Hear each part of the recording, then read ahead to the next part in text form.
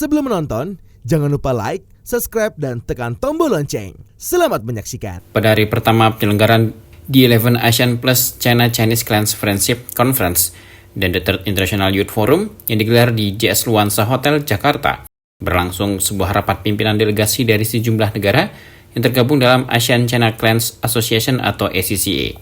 Dalam rapat ini, para pemimpin delegasi yang hadir sepakat untuk memperkuat kontribusi mereka dalam mendukung pertumbuhan ekonomi kawasan Asia Tenggara dan Tiongkok.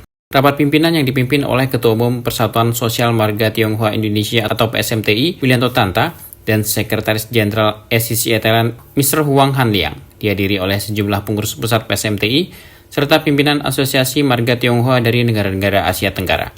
Selain membahas berbagai isu penting yang terkait dengan hubungan bilateral dan ekonomi kawasan, rapat ini juga menghasilkan beberapa keputusan strategis yang bertujuan untuk mempererat hubungan antara negara-negara ASEAN dan Tiongkok. Salah satu keputusan penting yang tercatat dalam rapat ini adalah penandatanganan Deklarasi Jakarta yang menetapkan dua negara yakni Kamboja dan Thailand sebagai tuan rumah untuk penyelenggaraan konferensi selanjutnya. Keputusan ini mencerminkan komitmen kuat dari negara-negara anggota untuk terus bekerja sama dalam mendorong perkembangan ekonomi dan sosial yang lebih baik di kawasan tersebut.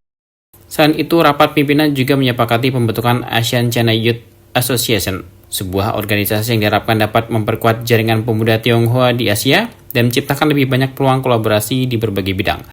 Pembentukan ACYA ini dianggap sebagai langkah penting untuk melibatkan generasi muda dalam proses pembangunan ekonomi dan sosial kawasan, serta mendorong terjadinya pertukaran budaya yang lebih intens antara pemuda-pemuda dari negara-negara Asia Tenggara dan Tiongkok.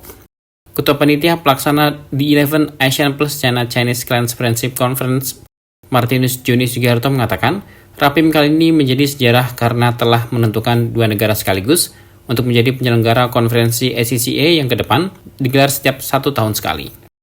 Selain itu, menurut Joni, dalam Rapim juga dibahas untuk memperkuat kerjasama yang difokuskan pada bidang investasi, pertukaran budaya, dan jaringan bisnis. Berbicara tentang peran pemuda dalam kerjasama tersebut, Joni menyampaikan bahwa selama ini pemuda dari negara-negara anggota ACCA sudah terlibat aktif dalam berbagai acara. Namun kali ini ada langkah baru yang lebih konkret, yaitu pendirian Asian Youth Chinese Association. Joni berharap pertemuan ini dapat memberikan dampak positif bagi pertumbuhan ekonomi dan kesejahteraan masyarakat. Rapim tadi untuk menentukan bahwa negara berikut yang menyelenggarakan adalah di Kamboja. Jadi tahun depan di Kamboja, terus 2026 akan diselenggarakan di Thailand. Jadi sudah memutuskan untuk 2 tahun ke depan. Kerjasama yang dibahas tadi adalah kerjasama investasi, pertukaran budaya, dan networking. Itu menjadi fokus untuk dikembangkan sesama anggota ACA. Yang kepemudaan selama ini ikut setiap event, pemuda ikut, tetapi kali ini akan diresmikan pendirian Pemuda Asia Tionghoa. Tadi tangan yang pertama adalah deklarasi Jakarta untuk apa yang dibahas tadi di deklarasi. Yang kedua adalah menandatangani deklarasi pendirian Asia Youth Chinese Association. Harapan saya bahwa sesuai dengan judulnya, ACCA ini Empowering the World. Kita pengen ASEAN ini yang sedang bertumbuh dengan baik memberikan kontribusi kepada dunia secara lebih bagus dan lebih powerful.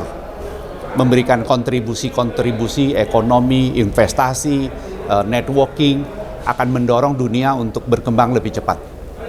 Tentu, karena kalau masyarakat tidak berdampak positif, tentu organisasi ini susah untuk maju.